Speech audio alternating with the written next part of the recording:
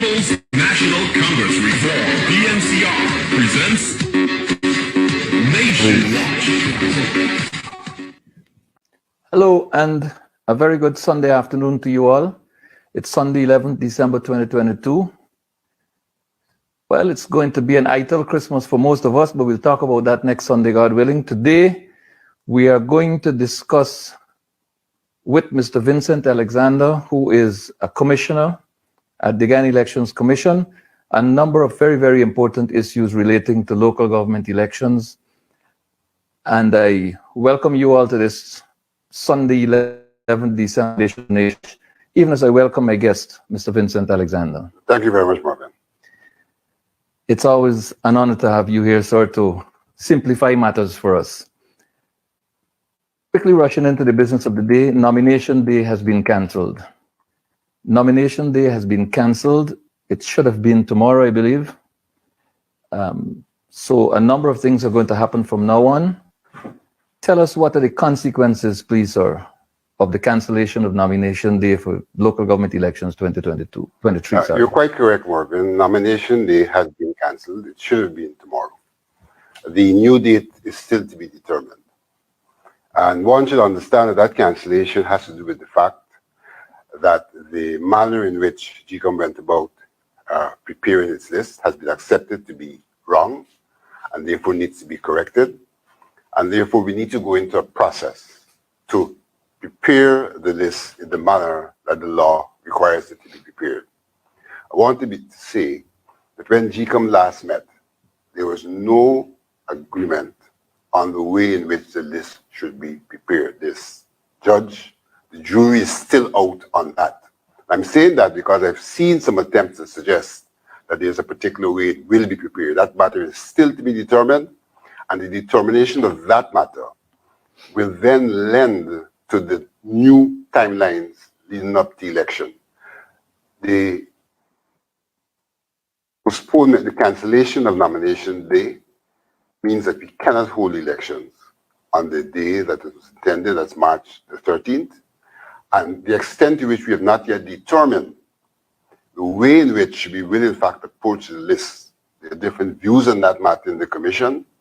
Different persons think that there are different starting points relating to different statutes in our laws. Still has not been determined, and it's only after that has been determined that we'll be able to identify the deadlines and to specify when elections would be held. You, together with your colleagues, Mr.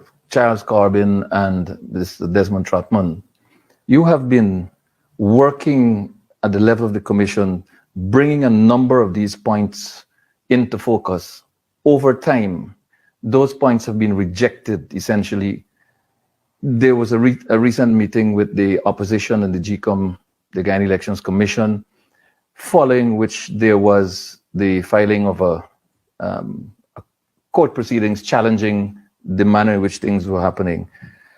Do you see the efforts of the opposition and the challenge, the legal challenge, as helping your efforts in any way and complementing what it is you're doing in the interest of Guyana? Well, I don't think that what we have been arguing for differs from the propositions of the opposition.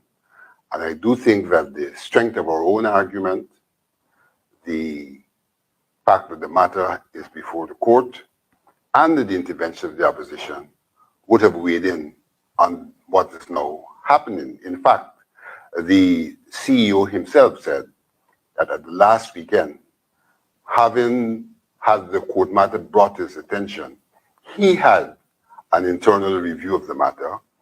And it is based on that, his own internal review, that he came back with the proposition that, but the way he coined it was that he wanted to be responsive in a democratic way to the opposition. So he wasn't accepting that they had gone down the wrong road. He was attempting to say, look, what I'm doing here is trying to be responsive, trying to be democratic. But the fact of the matter is, the argument put forward by us suggests that they had gone down the wrong road, and the court would have to make that final determination as to whether they went down the wrong road or not.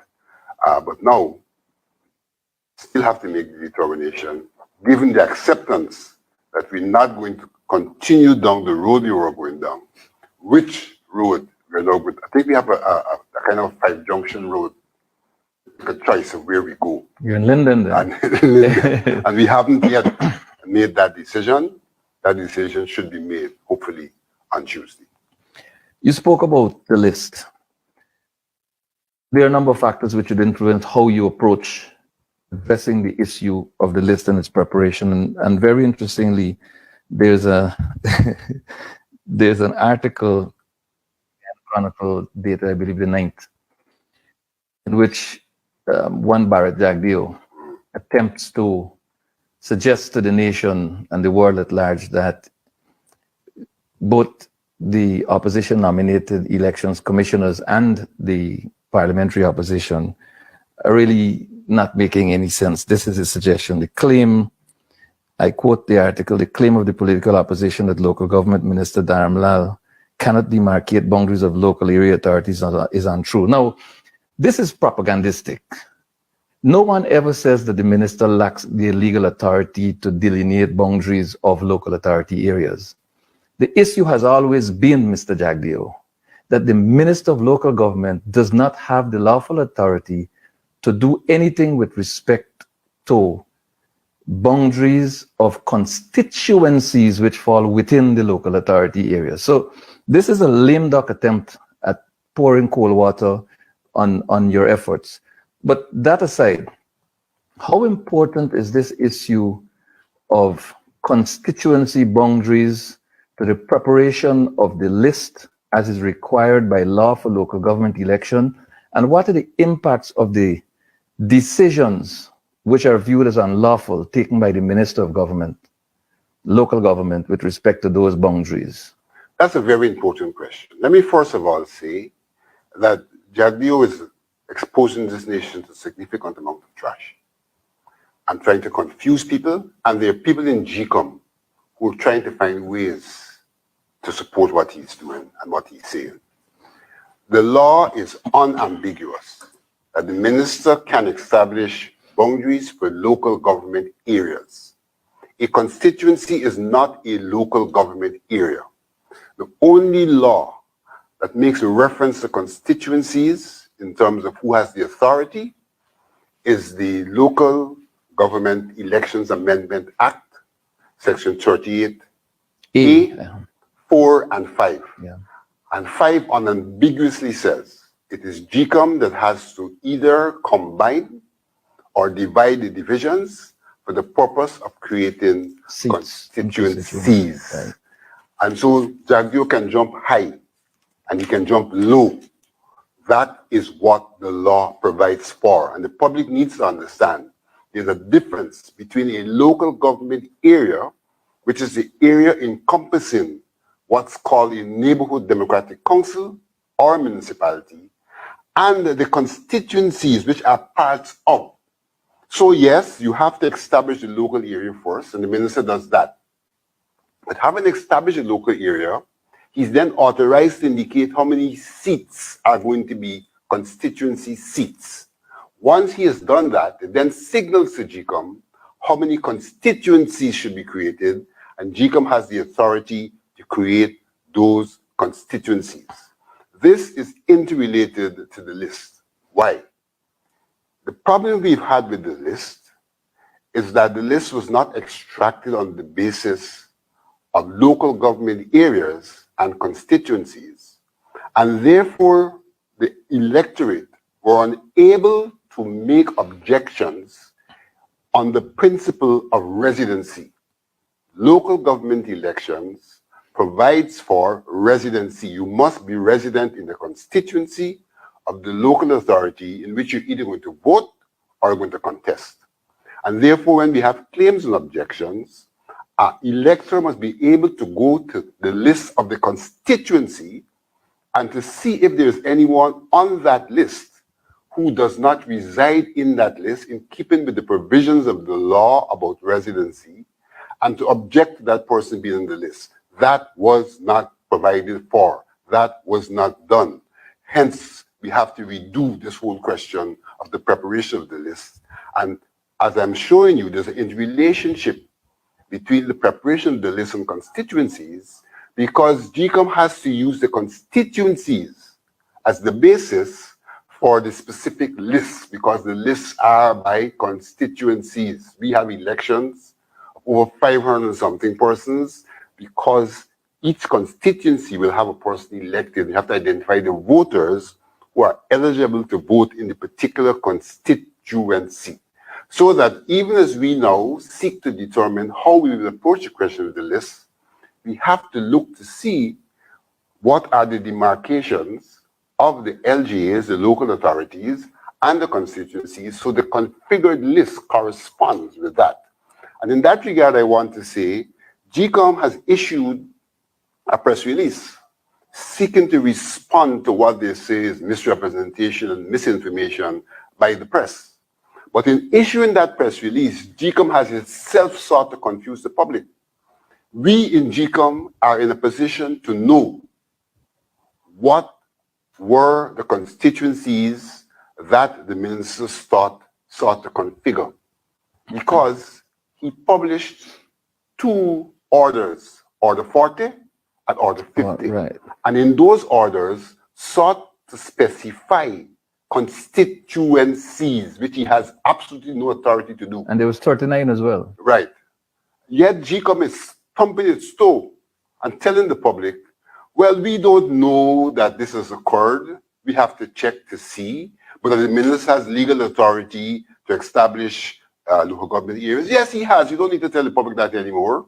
But they even go on to say that he has authority to deal with divisions. The minister does not have authority to deal with divisions either.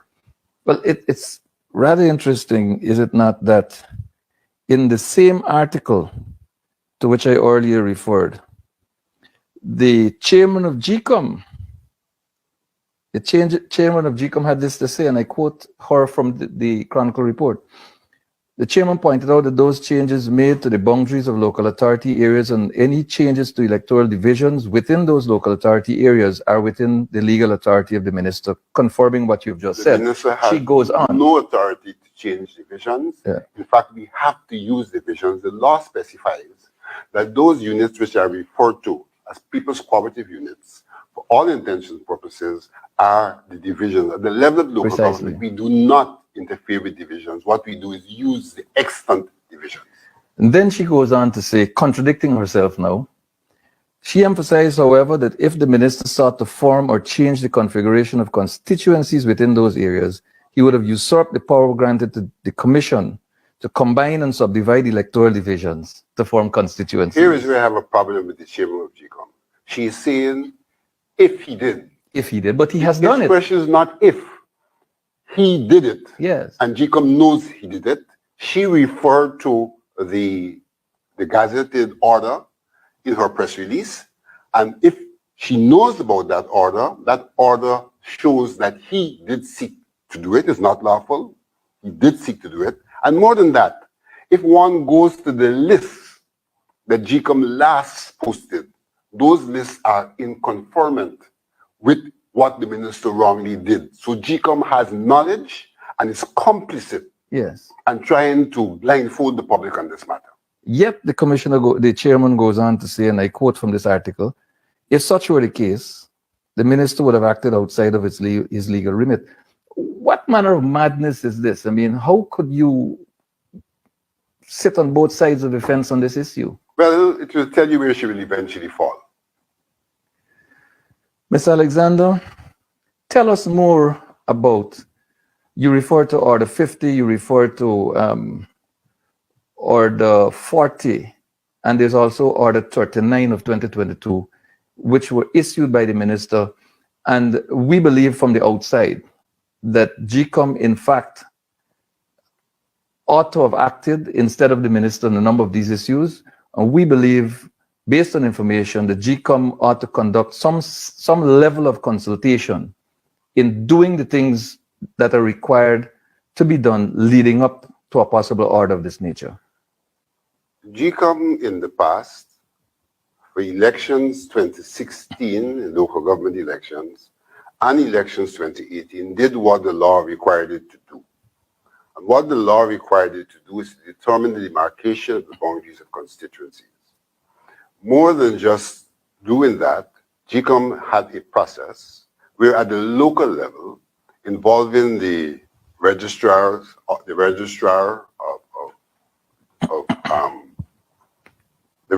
registration officer and the political scrutineers, they were the ones who did the initial work to determine what recommendations would be made.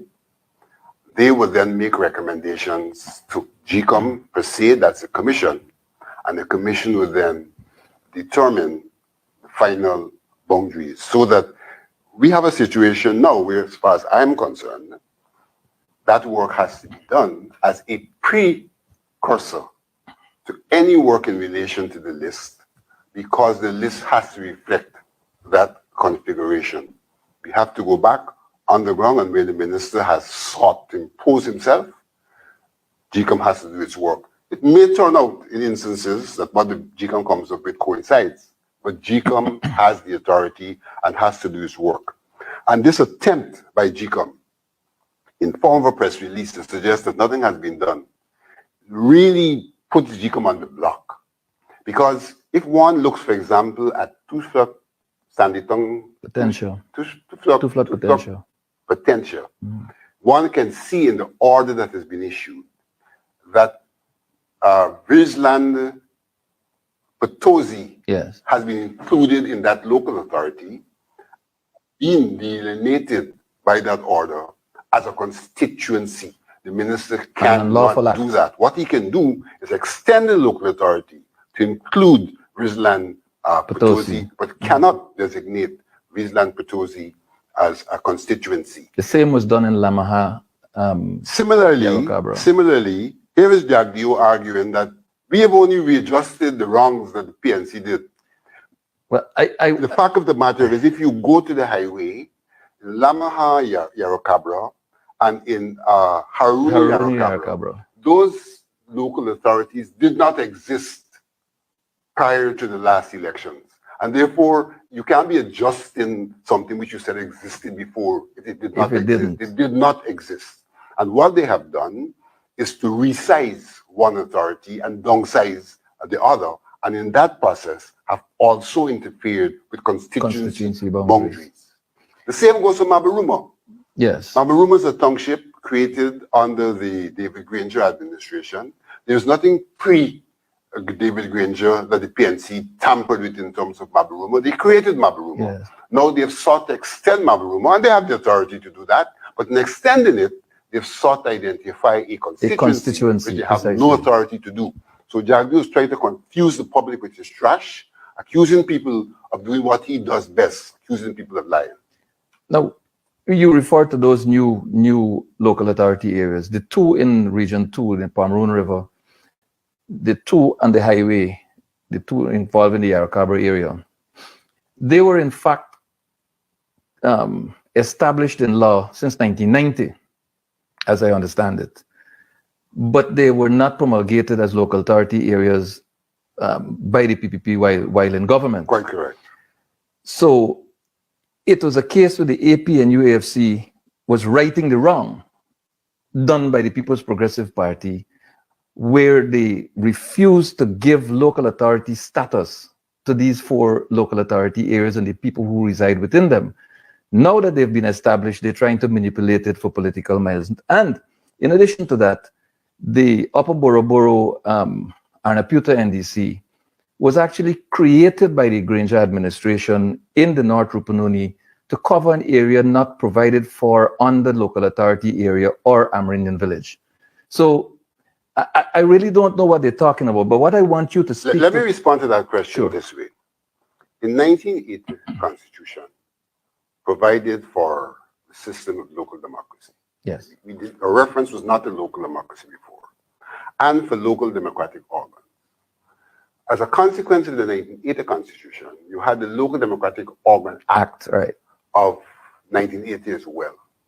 It is under that act that the entire country was demarcated into 6 levels of local authority Guided by one Hugh Desmond Hoyt. under the leadership of Hugh Desmond Yes. Hoyt. So you had the region, the sub-region, the district, the community, the neighborhood, and the people's cooperative Cooperative unit. unit, right. All of those areas were demarcated in keeping with the provisions of the Constitution and the provisions of the Local Government Authority, Local Government Democratic Act. So those divisions, those positions, those things are in place.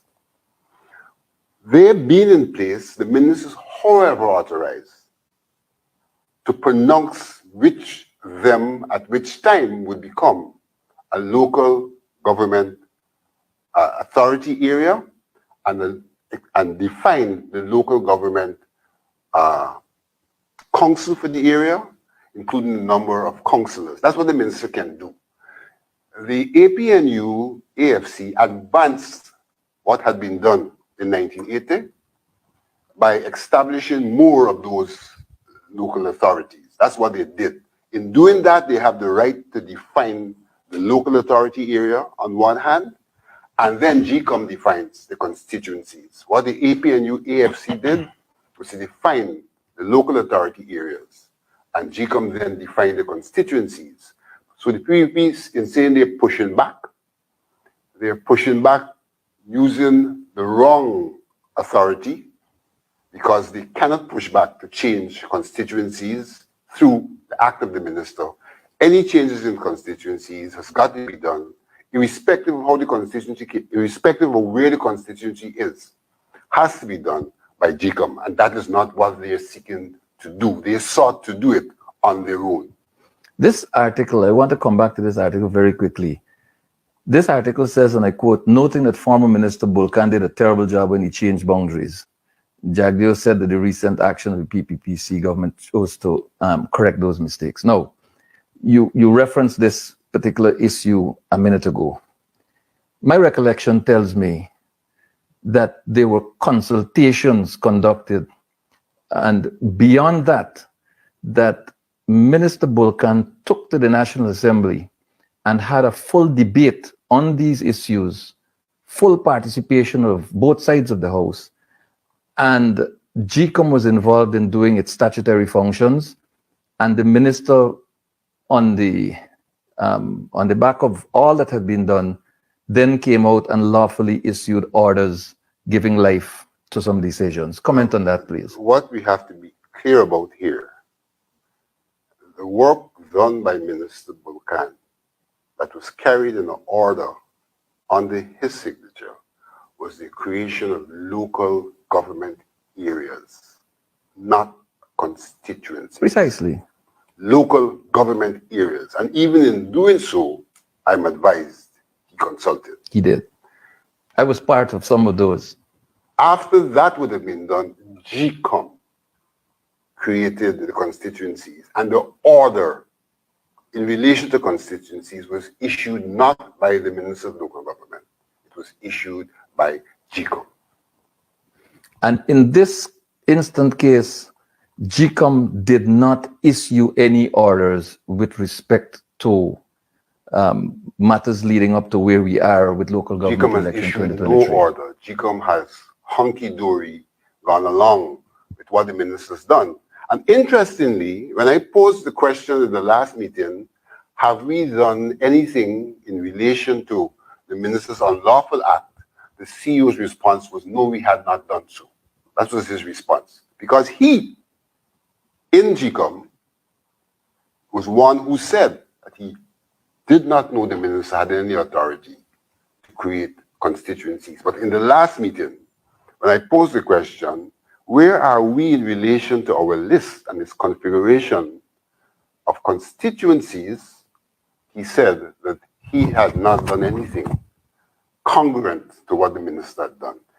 The orders and the lists that GCOM have put up will show that GCOM, in fact, unknown to the commission, did give recognition to what the minister had unlawfully done and published. The last list that they published configures constituencies in keeping with the wrongdoing of the minister.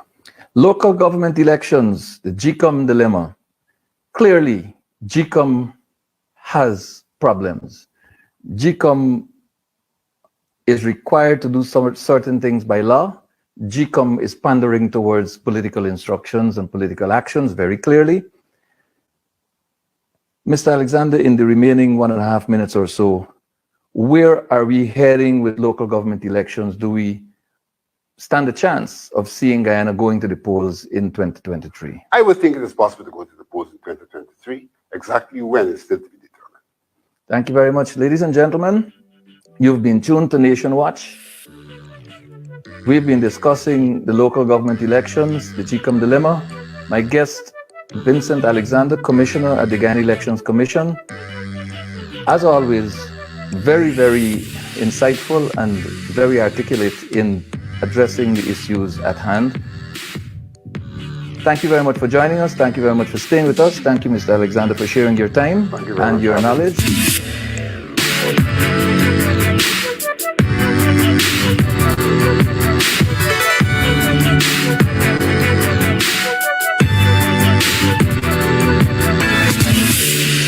Good evening, Mocha. Good evening. My friends, one of the first things I want you to recognize is that we didn't fetch and bring anybody here. Everybody here is from Mocha. That is important. Now, we are operating in serious times. When Irfan Ali comes to say he likes the people of Mocha, there are some things we should explain. First, the ancestral lands at the back belong to the people of Mocha. When you send your housing minister, to tell them you want 2,500 feet from the road, and so they have to move, that is not one Guyana, that is being wicked. Now, and let's assume they were guided by common sense. How do you explain coming all the way from South Rheinveld, right into Mocha? You allow businesses and people to be on the road right there. You don't ask for 50 feet. You don't ask for 10 feet. You put them there. But when it comes to the road passing an African Guyanese village, you want 2,500 feet. Tell them it will not happen. These are our people's ancestral lands, and it must go to the people of Mocha. And when the idiot comes to tell you you are squatting, tell him you don't squat on your own property. You cannot squat on what is your own. It is your land, and therefore you must occupy it. And if anybody is to be invited, you must determine who will be invited, and it is not the wicked PPP government. The only role they must play is as government. They should put electricity, water, drainage, and irrigation so that they can facilitate economic activity, including agriculture. That is their role. But you know, they're covetous.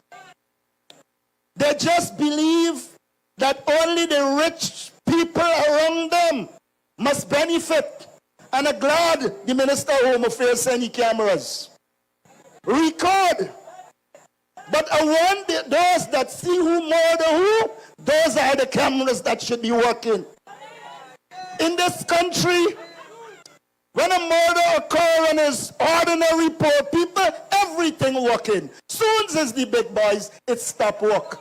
Typical Jack Dale Sue approach. And so, we repeat it without fear of successful contradiction. This government discriminates. They don't like when Rickford Burke said it. You know why? Because they're afraid of the truth. West Coast boobies. And at El Dorado, which is a predominant African Guyanese community, they deliver a cow. And then they go in the next door village that is a PPP stronghold and deliver millions. And they said, like the people in El Dorado. Open your eyes. You will see that they are given a little here and a little there, but they are carrying away the hog of the money. We are not a people for crumbs. We want to be a great stakeholder. This nonsense must cut out. And y'all in Mocha know. I heard a flying a little bird named Wren. That's the name of the bird? Well, I know, but this little bird, as I understand it, went into business, ended up in trouble, and needed the help of the PPP, so she decided she can sell out Mocha for she own good. It will not happen. It must not happen. Let the run fly away and go to Freedom House. We will ensure that Mocha continues to be the stronghold of the People's National Congress Reform and the Coalition. If they wanted to send a cow to El Dorado, they could have sent Jacques Deo. They could have sent him. He would have been an appropriate piece of meat to be sent. My friends, let us begin to think. We live in a country in which the government says every time, oh, there is growth. They're not saying growth for who? There is no growth for the people of this country. The people of this country are living in poverty. And we have to end poverty. And to end poverty, we have to get rid of the People's Progressive Party. They are incompetent. Jacques Deo, who is supposed to be economist, he was supposed to be an economist. He tells this country that they can't do nothing more to deal with the cost of living. They want more money to thief. It's a kleptocracy. Any child will know that there are many things that they can do to ensure our people get a better life. They can carry up the income tax threshold to 150,000 and raise the minimum, the people's salary to 150,000, and that will impact people. And the men are so barefaced. When they give a worker 3% or 3.5%, or the 7% on the worker's salary, they end up getting about $3,000. When they give that same money to the president and the vice sue, they would end up getting $900,000 per month. That is the disparity. That is the level of thievery that is going on in this country. And then they run into places like Moko and trying to give people 20,000, 10,000 and a hamper. Open your eyes. This is a government that discriminates against people. They discriminate against Afro-Guyanese. And if you happen to be indigenous and Indo-Guyanese and you're a supporter of the APNU-AFC, they discriminate against you as well. Don't tell us nonsense about one Guyana. What you have in Guyana is a few crooks, a short one say in finance. I saw Barrett Jacques Deo having the temerity and audacity to describe Rickford Burke as a con man and a crook. Rickford, don't worry. Sue said nothing but you. He talk about Barrett Jacques Deo. So he is the crook. But the man is so barefaced. He would know that the world knows that he's corrupt. He would know that the world knows that he's a bandit. But he sits with a straight face and describes others in such a way. That is the kind of mind we are dealing with. And so, I want you people to understand. They have this thing of going on as if he is something of consequence. Well, let me remind people, he has not one successful project in his life as president. This is a man who should be blamed, for the state sugar workers are in.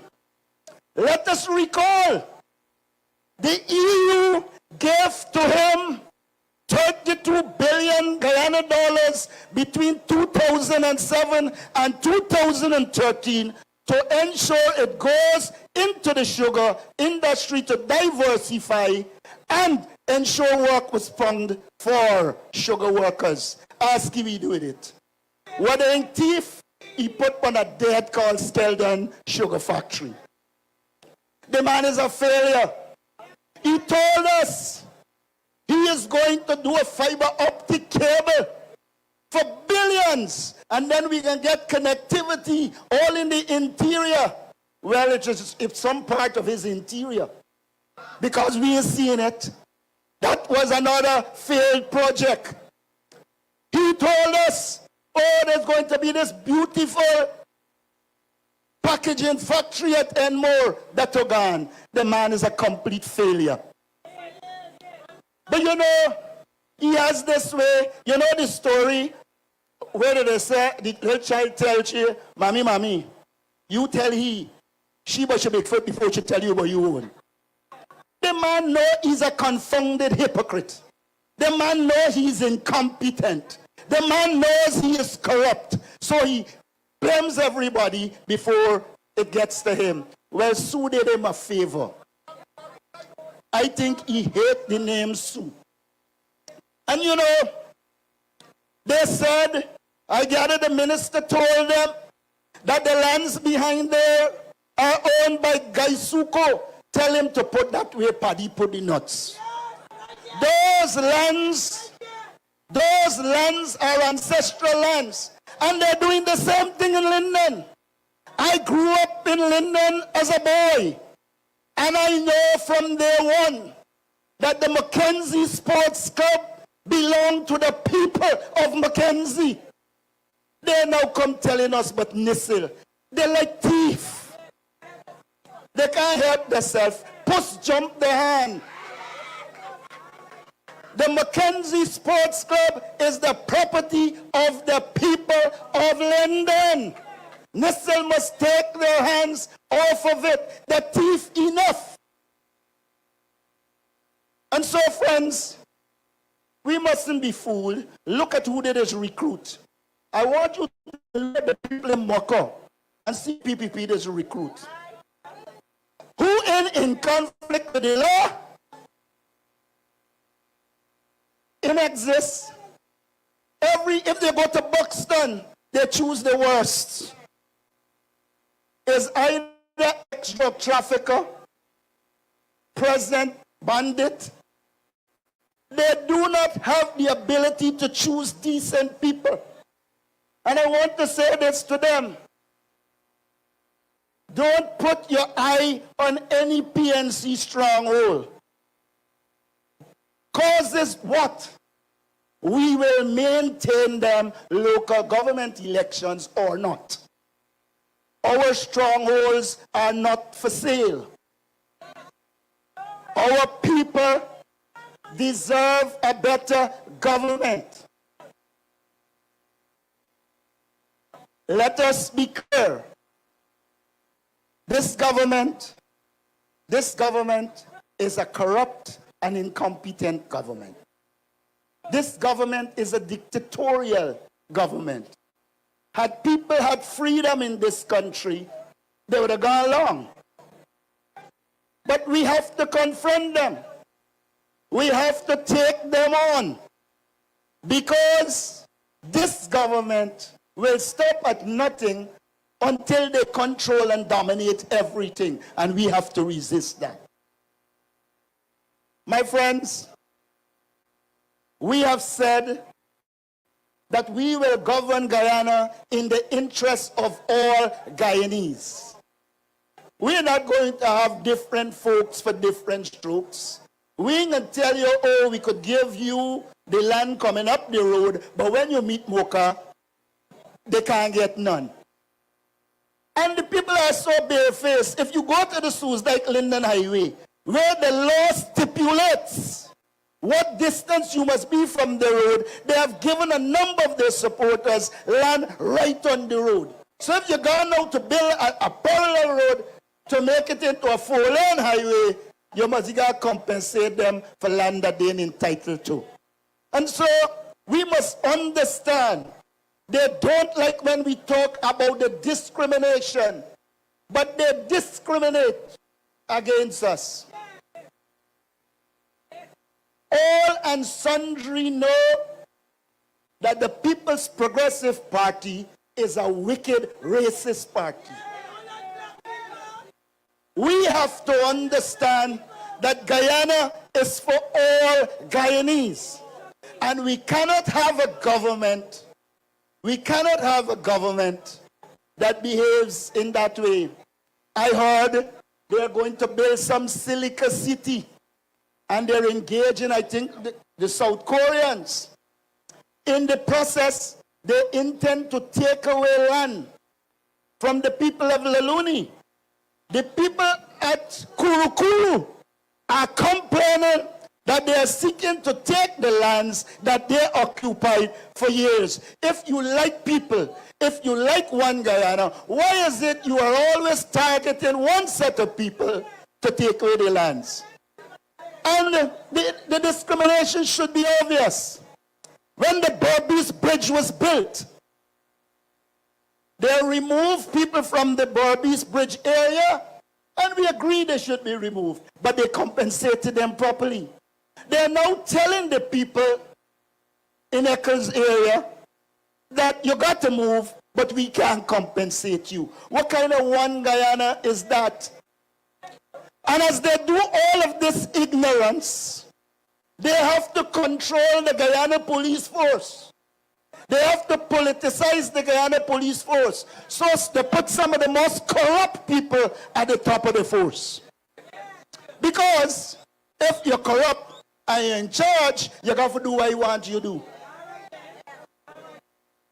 The Guyana police force, when we were in government, was solving crimes. But the PPP cannot afford a police force that solves crime because too many of its bigwigs, and we were having a much better society. Then come Thiefdale.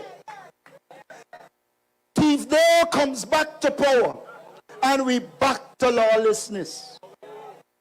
And then they try to go on like if there is some gift to Guyana. This country has no youth policy.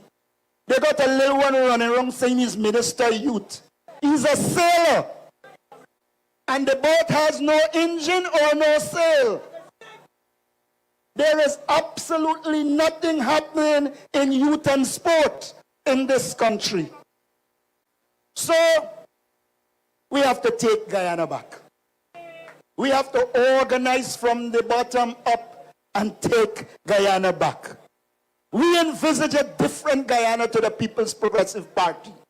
We envisage a Guyana in which we develop a proper system of transportation to take our children to school. That is what we want to see the money do. We envisage a Guyana in which each child can get a hot meal each day so that no child has to go hungry. We envisage a Guyana in which our workers are paid better wages and salaries. We envisage a Guyana in which there is going to be more income tax relief so our people benefit. And this one, Jagdeo come telling people that there's nothing more that could be done about the cost of living because it's a done score. That is the reason why they can't do anything. In any country in which you put a government and the government tells you amidst high cost of living that they can't do nothing, that government should be fired, and we will fire them. Our task is to fire them at the next elections because they are incompetent. They don't know what to do. And you know, I call them follow me. I talk about the people-centered development. I hear Irfan Ali trying to pronounce the two words. You know, so I am saying to you, we have a team of people that can govern this country, and that we will govern this country in a fair way, meaning all Guyanese will benefit based on equity. And that is all we need. We don't need a government that violates the laws of Guyana every day. We don't need a government that wants to take away land from poor people to give it to their rich friends. That is a thing of the past. I thought he was to sue. Who tell you can't find sue? You just so you can't find your tenant? Look, we will do the work, organize ourselves to ensure we return to power.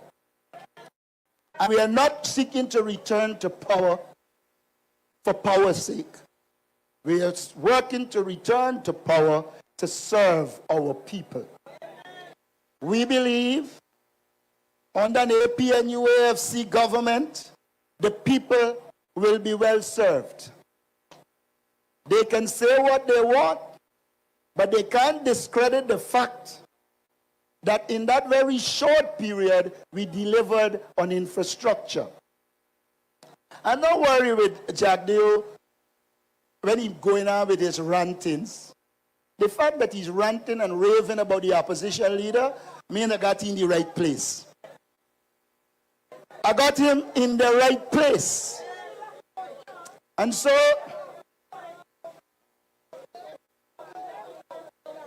you ought to allow the police to do their job. So, I'm saying to you, comrades, that we need to stay focused. We need to continue to organize ourselves to ensure that we beat the People's Progressive Party. We must have one single focus going forward. And that is organization to beat the People's Progressive Party. I want to invite all the members of parliament here to come on stage. All the members of parliament here to come on stage. Here are your representatives.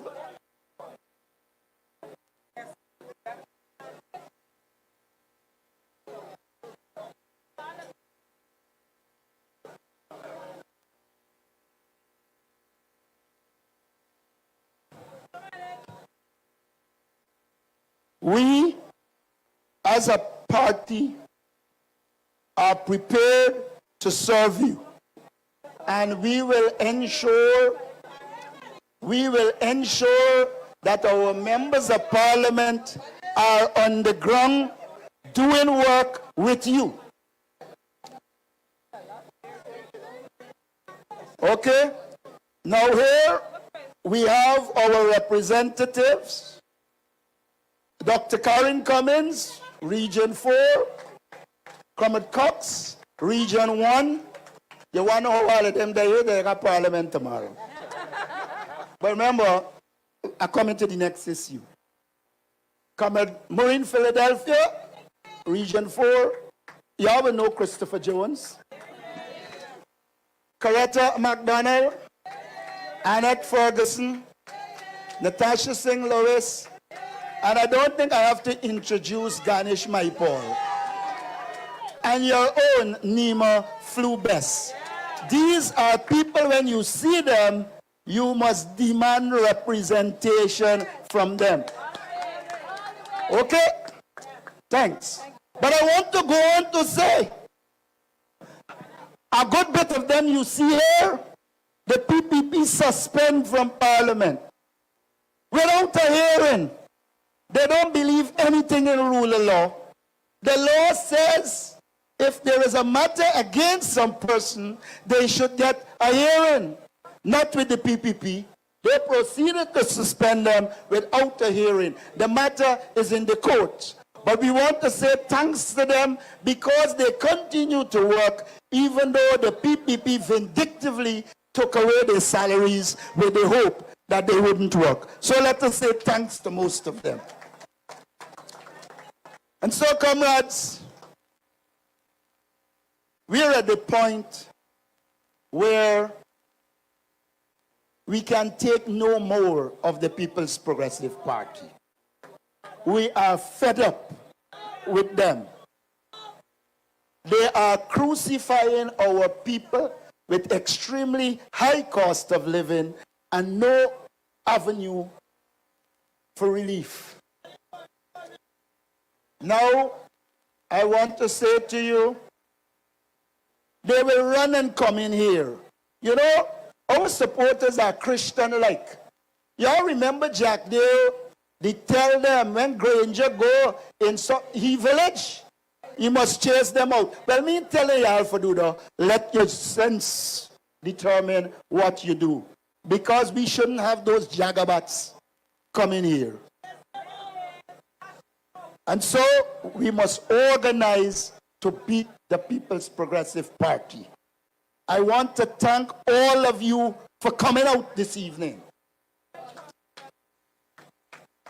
It says to us clearly that Mocha continues to be the stronghold of the APNU AFC. And it will continue to be like that. Don't worry with the 4 or 5 of them who they're in trouble and believe they got to sell Mocha for their own interests. Don't worry with them. We will do the work and ensure that Mocha continues to be the stronghold of the APNU AFC. I want to say to you a good evening and be reassured. We are going to be in here. But I want to tell you one last listen to what it said. I remember the criticizing. I give him leadership. If I go in the river, he go in the river. If I say he come in for say too.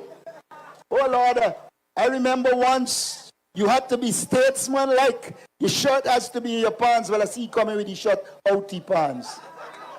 But you know when you are not naturally in touch. When you're not naturally in touch, you just look weird. And because he's not naturally in touch, he looks like he is weird. But I think he's doing better than Michael Jackson. He innovated some dances I never see in my life. He is the only man I know that's danced between the rhythm. I thought she danced in time with the rhythm. But he's danced between the rhythm. But I want to say to you, we will continue to be a genuine grassroots party in contact with you. And let them continue to try and follow us. We welcome giving them leadership. Have a good evening and may God bless you all.